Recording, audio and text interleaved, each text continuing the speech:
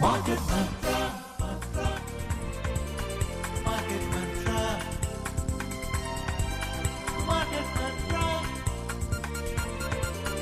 Market Mantra, Market Mantra,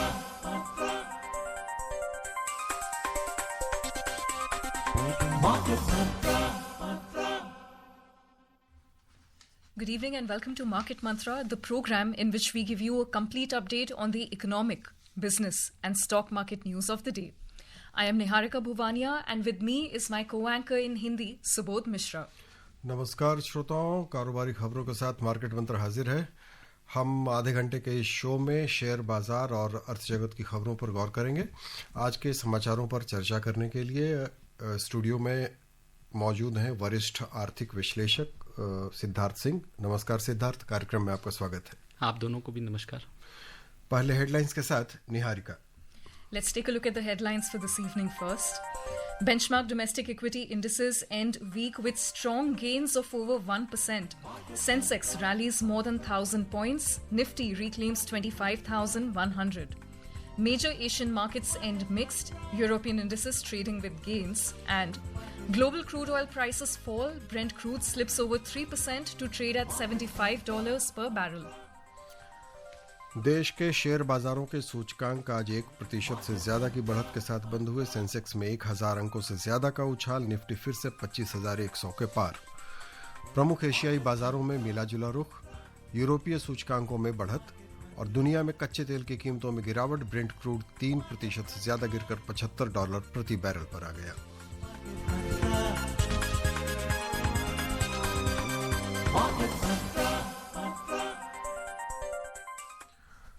आइए पहली खबर पर नजर डालते हैं। देश के शेयर बाजारों के सूचकांक आज 1% से ज्यादा की बढ़त के साथ बंद हुए। आज कई सेक्टर्स में दिवाली के उत्साह ने 3 दिनों से जारी गिरावट के रुख को पलट दिया।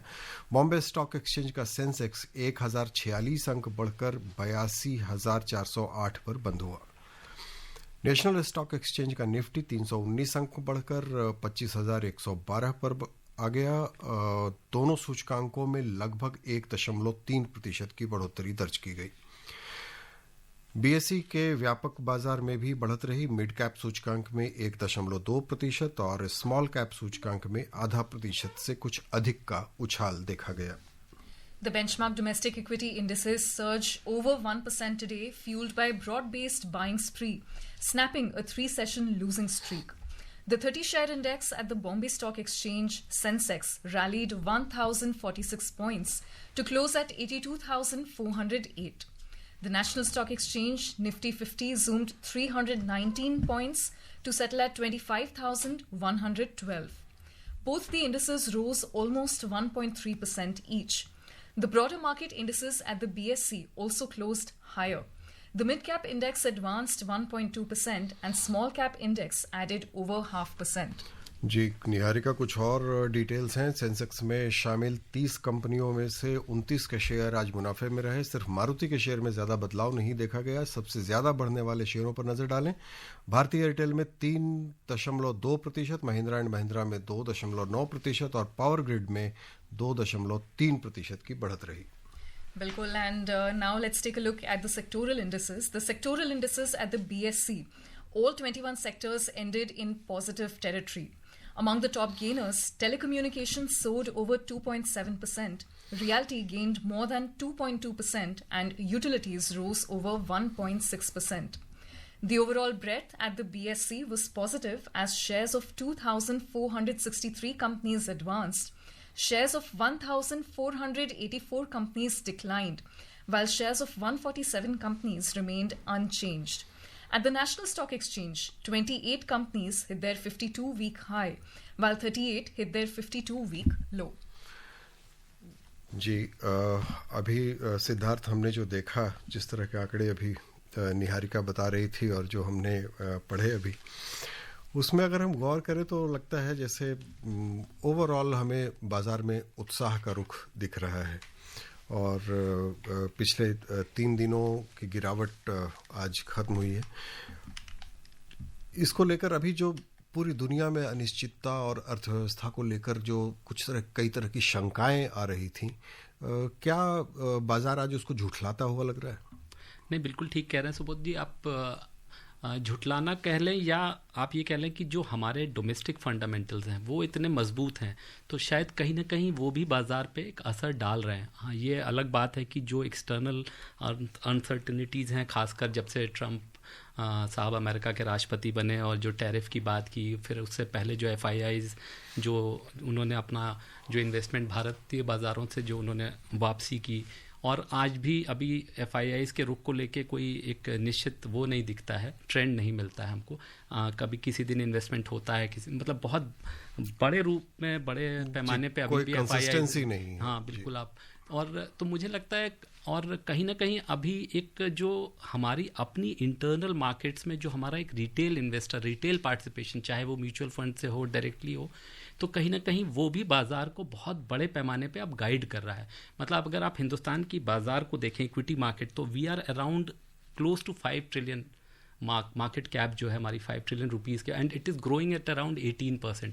मतलब 12% तो आप देख लें करीब इंडेक्स है, बाकी आप देख लें QIP होगा या IPO हैं। तो उस तरह, तो मुझे लगता है जो एक विश्वास है इन्वेस्टर्स में वो बना हुआ है। हाँ, ये ज़रूर है कि मुझे एक बात ज़रूर लगती है, और ये बात मैं बार बार कहता हूँ कि मुझे लगता है एक मार्केट अभी एक इसी ब्रॉड रेंज में रहेगा, क्योंकि कहीं ना कहीं ये जो अनिश्चितताएं हैं वो उस पर एक इम्पैक्ट उसका बना हुआ है। और दूसरा जो बड़ी बात है, ये बात एक ज़रूर है कि हिंदुस्तान अभी भी दुनिया की सबसे तेज़ रफ्तार से बढ़ती हुई इकॉनमी है। हम 6-6.5% के रफ्तार से हमारी GDP बढ़ रही है, लेकिन जो ग्लोबल अनसर्टिनिटी है उनका एक बहुत बड़ा इम्पैक्ट है हमारे ऊपर। तो शायद मुझे लगता है broadly will be in this range, and लोग प्रॉफिट बुकिंग, तो ये भी एक रीज़न है। किसी दिन आप देखते हैं बाज़ार बहुत तेज़ी से नीचे आता है, तो लोग वो शायद एक प्रॉफिट बुकिंग है, and people should use that as an opportunity also. In the face of growing global uncertainty, especially with the Iran-Israel conflict that is going on now, one might have speculated the markets to fall by quite a margin. However, we don't see that right now here. What could be the reason for that? Could it be, the faith that investors are showing in the markets? See, Niharika, what is happening is earlier Indian markets were guided on a large scale by FIIs. FIIs in the event of such happenings like Iran, Israel, which happened all of a sudden. There was nothing like that. So FII investment used to guide the movement of Indian markets. But now the retail investors who have come in a big way post-COVID, we have seen huge participation of Indian retail investors. So I think that is one of the biggest reasons which is keep giving this kind of broad stability to Indian markets. Yes, these events do have an impact. You will see an impact for a day or two, but then again the markets recover, because what happens is when there is a fall, there are people who are ready to come in at that level, those levels, so that buying interest is still there. So that is keeping the Indian market still stable. Well, since you mentioned post-COVID, so just another point that was coming to my mind. Do you see any significant changes in the behavior of a retail investor post-COVID in terms of their investing behavior or the securities that they choose to invest in primarily? No, I think yes, retail investors, obviously you can say one of the areas which really attract them is new economy. Then small cap, mid cap, we've seen huge investment there, and obviously large number of them coming through the systematic investment plan. And yes, there are some temporary dips you would see in monthly data of mutual funds also, but that would be some people shifting from equities to debt. So that kind of adjustment happens, but primarily the interest of the retail investor in the Indian markets is very much alive. And that is why we see also there's a very prominent now a theme which say it is becoming difficult for banks to get fixed deposits, because earlier it used to be people, senior citizens, my parents, your parents, who used to be primarily invested in used to look at security. They used to think it bank deposit. Yeah. So but now the new generation, the thinking has changed, and people are coming in large numbers, and their returns are also good. And only thing which I would always say or advise to the retail investors or to any investor is that if you're coming to the Indian market, especially in these times, I think markets are choppy, still choppy, volatility is there. So you should invest with at least a certain medium term horizon, and pick your stocks, wait for your day. I am sure you will get good returns. And also, investors are not risk averse these days. Like you mentioned, FDs were a more popular option back in the day, but today you don't see investors fearing losing out. No, investors today are looking for much better returns. So FDs obviously will not provide you returns, especially after the monetary policy. इसमें एक बात जोड़ना चाहूँगा जो निहारिका का सवाल था, आप माफ़ कीजिए आपको बीच में रोका, कि आज शायद निवेशकों का जो आयु वर्ग है वो बदल गया है. हाँ, बिल्कुल ठीक कह रहे हैं आप, क्योंकि वही तो बात हो रही है ना कि जो नई जनरेशन है, जो नए सोच के लोग हैं, जो यंग जनरेशन है, उनका रिस्क टेकिंग एपेटाइट आज कहीं ज़्यादा है.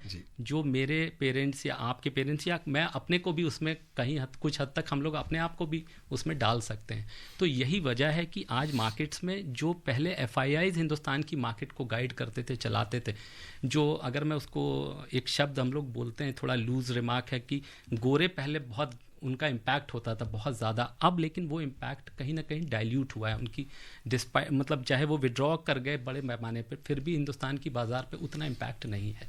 आज हमारा बाज़ार हमारे भरोसे है. बिल्कुल बिल्कुल ठीक कहा. और एक और बात जो वैसे मन में आ रही थी कि अगर हम बाकी इंडेक्सेस पर देखें, बाकी जगहों के सूचकांक देखें, उन पर गौर करें, तो अभी जैसे आपने ईरान और इजराइल संघर्ष की बात है, जो अनिश्चितता दिख रही है, अमेरिका ने 2 हफ्ते का वक्त दिया है और कभी भी कुछ भी होने वाली आशंका लगातार बनी हुई रहती है.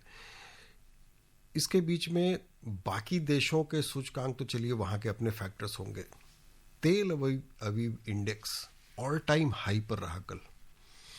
ये अनोखी बात है, कुछ रोशनी डालना चाहेंगे आप? नहीं, ये बिल्कुल आप ठीक कह रहे हैं, बट शायद उनके लोगों का वो कॉन्फिडेंस है, जज्बा है. हाँ, जज्बा है, बिकॉज वो एक कहीं ना कहीं एक नेशनलिस्ट फीलिंग होगी उनकी, अपने देश के प्रति वो कमिटमेंट होगा. जैसे कि उनके बेंजामिन नेतन्याहू ने भी कहा ना कि उन्होंने अपने बेटे की शादी भी टाल दी.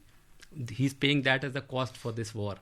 सो I think that is a reflection of their peoples, that people of Israel are standing behind their country. इसलिए लगता है, और क्योंकि बाकी देशों की बात अगर करते हैं लोग, जिन देशों में अगर हम देखें हथियारों के कारोबार की अर्थव्यवस्था है या कुछ है, तो वहाँ तो समझ में आता है कि उनके बाज़ारों में उत्साह होगा. लेकिन चलिए, शायद दुनिया को भरोसा ज़्यादा अच्छा लगता है, और वैसे भी बाज़ार सीधे सीधे अर्थव्यवस्था के परिचायक तो नहीं है. रुपए की हालत पे नज़र डालें. अंतर बैंकिंग विदेशी मुद्रा बाजार में $1 की तुलना में रुपया आज 14 पैसे बढ़कर 86 रुपये 59 पैसे पर बंद हुआ. उधर दुनिया की 6 प्रमुख मुद्राओं की तुलना में डॉलर की स्थिति दर्शाने वाला सूचकांक अंतर्दिवसीय कारोबार में 98.66 पर चल रहा था. और निहारिका, अब बारी है एशियन और यूरोपियन मार्केट्स की. इसमें आज मिला जुला रुख रहा है एशियाई बाज़ारों में, क्योंकि निवेशकों की निगाहें पश्चिम एशिया में बदलते हालात पर टिकी थी. दक्षिण कोरिया का कोस्पी इंडेक्स लगभग 1.5% बढ़कर 3000 से ऊपर निकल गया, जो जनवरी 2022 के बाद का सबसे ऊंचा स्तर है. हांगकांग का हैंगसेंग 1.2% बढ़कर बंद हुआ, लेकिन सिंगापुर का स्ट्रेट टाइम सूचकांक और जापान के निक्केई दोनों में 0.2% की गिरावट देखी गई. चीन के शंघाई कंपोजिट सूचकांक में ज़्यादा बदलाव नहीं रहा. चीन ने बेंचमार्क लेंडिंग रेट्स यानी ऋण पर ब्याज दरों में कोई बदलाव नहीं किया है. 1 महीना पहले चीन ने अर्थव्यवस्था को बेहतर बनाने के लिए कई मौद्रिक रियायतों की घोषणा की थी. पीपल्स बैंक ऑफ चाइना ने 1 साल के लोन प्राइम रेट यानी LPR को 3% पर रखा है, जबकि 5 साल का LPR 3.5% है. यूरोप के प्रमुख बाजार आज शुरुआती कारोबार में मुनाफे में चल रहे थे. समाचार लिखे जाने तक जर्मनी का डैक्स 1.2%, फ्रांस का कैक 0.7% और लंदन का फुट्सी 0.4% ऊपर चल रहा था. सिद्धार्थ, जो चर्चा हम अभी कर रहे थे, अंतर्राष्ट्रीय अनिश्चितता, पश्चिम एशिया के हालात, और उसके बाद एशियाई बाजार और यूरोपियन बाजारों पर, उसी टिप्पणी को थोड़ा आगे बढ़ाएं. नहीं देखिए, एक तो जहाँ तक जापान की बाज़ार या साउथ कोरिया, आई थिंक एक तो उनका मेजर फैक्टर वॉज जो आपने बोला भी अपने उसमें संबोधन में कि जो चाइना ने अपने बेंचमार्क लेंडिंग रेट में कोई बदलाव नहीं किया, एक उसका इम्पैक्ट है। और जापान की मार्केट्स पे इम्पैक्ट अभी उनका जो इन्फ्लेशन है वो थोड़ा सा it is inching closer to 4%, 4% के आसपास इन्फ्लेशन है, तो उसका भी इम्पैक्ट कहीं ना कहीं जापान के ऊपर, जापान की जो बाज़ार हैं उन पे आ रहा है। और बैंक ऑफ इंग्लैंड ने भी अपने रेट्स जो है चेंज नहीं किए हैं, तो कहीं ना कहीं और उस तरह का एक उन्होंने FTAs वगैरह कुछ साइन किए हैं। अभी हमारे वाणिज्य मंत्री भी एक बड़े टूर पे हैं, यूरोप के कई देशों पे विजिट किया, कल लंदन में थे, तो मुझे लगता है वो सब चीज़ें भी उनको भरोसा दे रही हैं कहीं ना कहीं। And now, Subodh, as for the US stock market, it remained shut on Thursday in observance of Juneteenth National Independence Day. However, we would like to discuss one critical point here now, again in the light of the Israel-Iran conflict. Beyond oil, what are the potential disruptions to global shipping and trade routes that you can see, especially, those passing through the Red Sea and the Gulf region? And with this conflict, international commerce, apart from oil, is also likely to be affected. So your thoughts on that? See, basically, if international commerce, I would say what concerns India primarily is the oil supplies, oil and gas supplies. I think almost 2/3 of it and half of our gas supplies are routed through the Strait of Hormuz.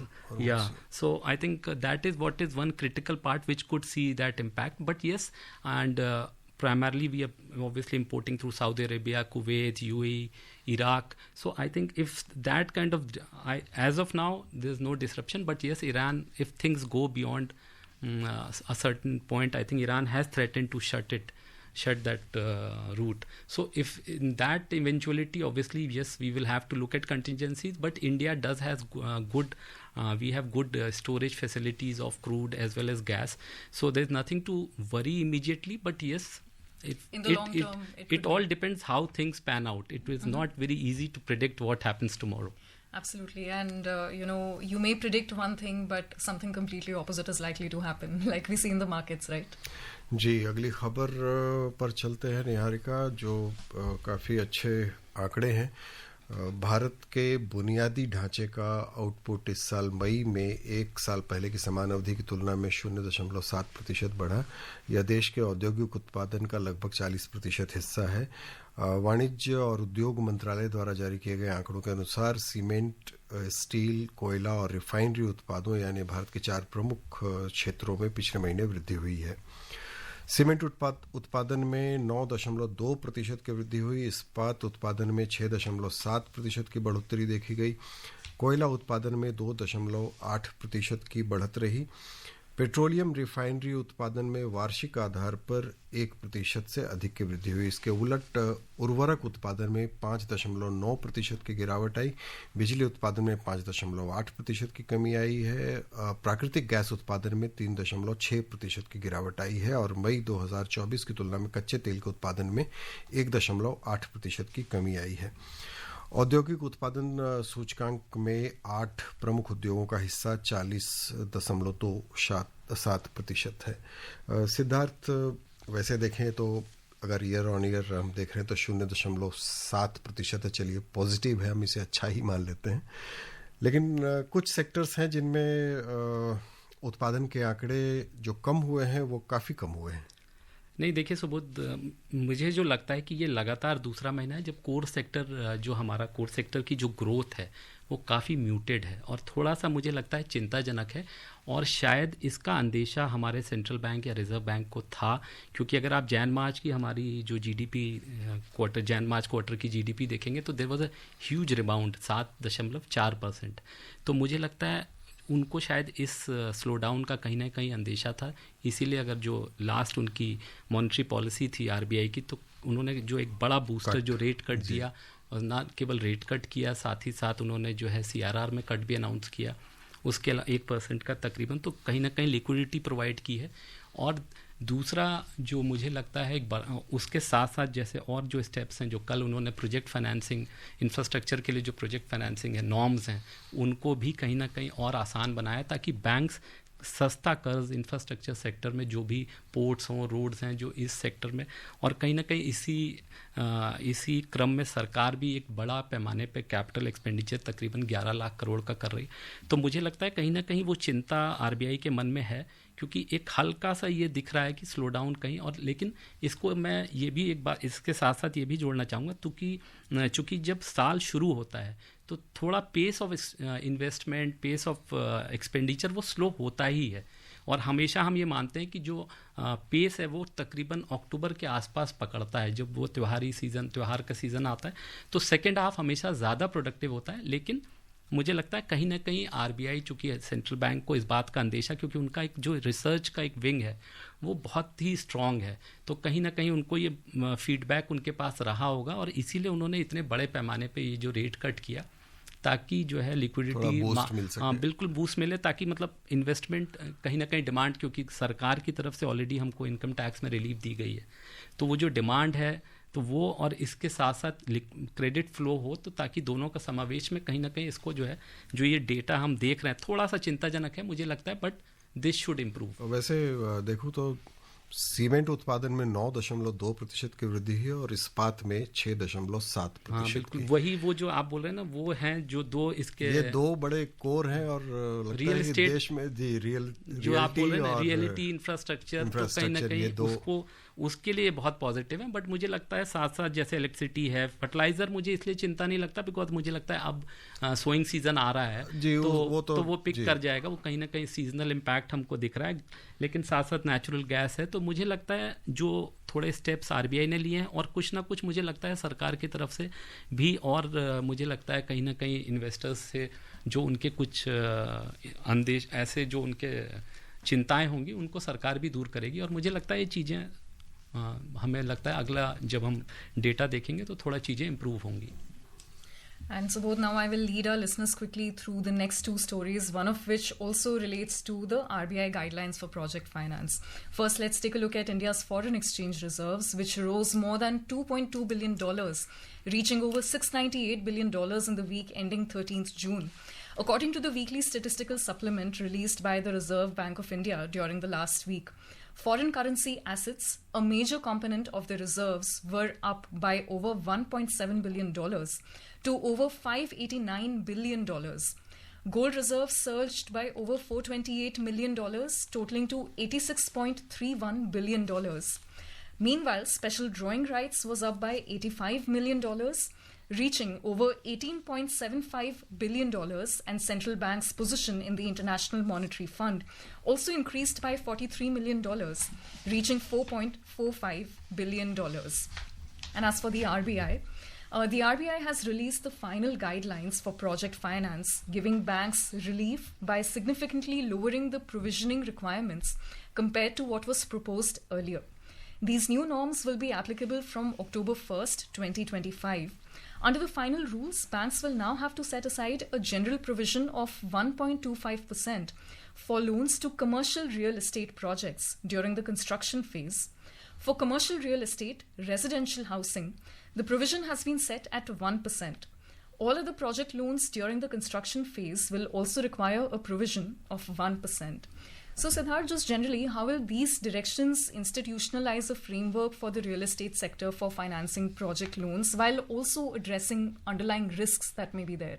See, Niharika, what had happened when RBI had floated these guidelines for stakeholder discussions, so they were talking of increasing these provisioning norms to 5%, and that was a great worry for the banks, for the financial institutions, because obviously the cost of financing goes up. And so what has happened is government RBI has taken up and as the new governor, Mr. Malhotra took over, he at that time only he had said that he would address this issue, which was raised by the banks as well as by the infrastructure stakeholders who are in the infrastructure sector. And that is why this is a follow-up of that, and they have kind of liberalized the provisioning norms, which what it means is that more money would be available with the banks for infrastructure financing, as well as at the same time the way they have cut the interest rates, so it's cheaper and higher credit availability for infrastructure projects. Basically, it'll be easier to finance these kind of projects, if I can summarize it. Yeah, it brings down the cost of financing for the banks as well as for the stakeholders. They will also get credit at a lower cost. Absolutely. And something also related to this. So, India has climbed one spot to rank 15th among the world's top destinations for foreign direct investment. Maybe not exactly related to this, but talking about greenfield investment announcements. So, during 2020-2024, we heard that developing countries received about $531 billion in greenfield digital economy projects, of which India received the largest share. So what has changed in the past few years to facilitate this? And that definitely has to be good news for India. Niharika, if you look at last 11 years, what has changed is since the beginning of assumption, the government took over under Narendra Modi. I think the focus was on ease of doing business. As far as possible, try and ease our norms for doing business in India, reduce the cost of capital, reduce the number of the regulations which corporates or the industry has to follow. So I think it is a result of that we are attracting FDI, foreign direct investment, in such large numbers. And another important feature that we should also talk about, a lot of criticism is there that a lot of FDI is going. So we are also allowing people who are reaping the benefits in the country, if they wish to take it out, they can also take it out from here. So it's a two-way flow, and India, obviously, since we are one of the fastest growing economies of the world, and we wish to be a developed nation by 2047. So if we are seeing this kind of FDI flows, there's nothing surprising, and this would only increase with time. Absolutely. जी सिद्धार्थ, अगर हम FDI की बात कर रहे हैं तो जो अभी निहारिका ने जिस तरह की जो आंकड़े बताए हैं और उससे पहले जो खबरें हम बता रहे हैं, अभी जो हम पूरा विश्व परिदृश्य देख रहे हैं, उसमें लगता है कि हमें क्या हमारा देश अब जो अंकटाड के आंकड़े तो हैं ही, इसमें जो हम रैंक हमारा बेहतर हुआ है, जो भी हुआ है, इसके अलावा भी क्या हमारा देश अब ज़्यादा एफडीआई आकर्षित करने में सफल हो रहा है? नहीं, बिल्कुल। आप लगातार अगर डेटा देखेंगे पिछले 11 साल में, तो साल दर साल वो जो है वो केवल एफडीआई इनफ्लो है वो बढ़ ही रहा है। और उसके कारण है जो मैंने अभी भी पहले भी बोला कि ईज़ ऑफ डूइंग बिजनेस है, जो रेगुलेशंस हैं कैसे उनको कम से कम किया जाए, इंडस्ट्री को कैसे फैसिलिटेट किया जाए, चाहे वो, और हम लोग ज़्यादा से ज़्यादा कोशिश कर रहे हैं सिंगल विंडो क्लियरेंस इंडस्ट्री को फैसिलिटेट करें। और उसका एक बहुत बड़ा उदाहरण अगर आप देखेंगे एफडीआई का, तो आप मेक इन इंडिया है, हम मैन्युफैक्चरिंग को प्रमोट कर रहे हैं, लार्ज मतलब बड़े स्केल पे प्रमोट कर रहे हैं, ईजियर क्रेडिट, चीपर क्रेडिट। तो ऐसे मतलब अनेकों उपाय, सेक्टर स्पेसिफिक उपाय जो है मेक इन इंडिया के लिए फैसिलिटी, उसी का आप नतीजा देखेंगे कि आज दुनिया का एप्पल फ़ोन जो है, Apple India, made in India Apple America में भी जो एप्पल आदमी यूज़ कर रहा है, वहाँ का नागरिक, वो 90% ऑलमोस्ट वो इंडिया में बन के वहाँ जा रहा है। मतलब नौबत ये है कि अब ट्रम्प साहब को एप्पल के मालिक को धमकी देनी पड़ रही है कि अगर आपने अमेरिका में नहीं बनाया तो हम टैरिफ लगा देंगे जी। And now let's take a look at crude oil prices. Crude oil prices eased today after the White House delayed a decision on US involvement in the Israel-Iran conflict. Brent crude was trading over 3.6% down at $75.95 per barrel. WTI crude was trading 1.1% down at $74.30 per barrel when reports last came in. जी, ये अपेक्षाओं से उलट हो रहा है शायद crude oil के prices. जी, सोने की भी कीमतें बता दें आप। बिल्कुल। In the Indian bullion market, 24 karat gold was trading over 0.8% down at 98,740 rupees per 10 grams, while silver 999 fine was trading 1.1% down at 1,06,700 rupees per kilogram a short while ago. और मल्टी कमोडिटी एक्सचेंज में अंतिम समाचार मिलने तक अगस्त में आपूर्ति किए जाने वाले सोने का वायदा मूल्य 0.79% गिरकर 98,541 रुपये प्रति 10 ग्राम पर चल रहा था। वहीं जुलाई में आपूर्ति की जाने वाली चांदी का वायदा मूल्य 1.11% गिरकर 1,06,205 रुपये प्रति किलोग्राम पर चल रहा था।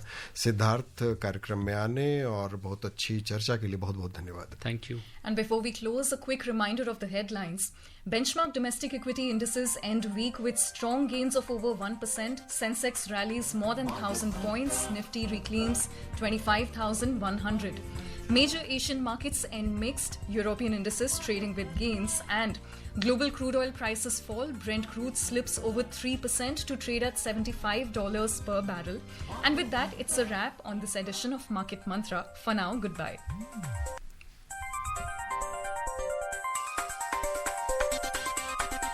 Market Mantra.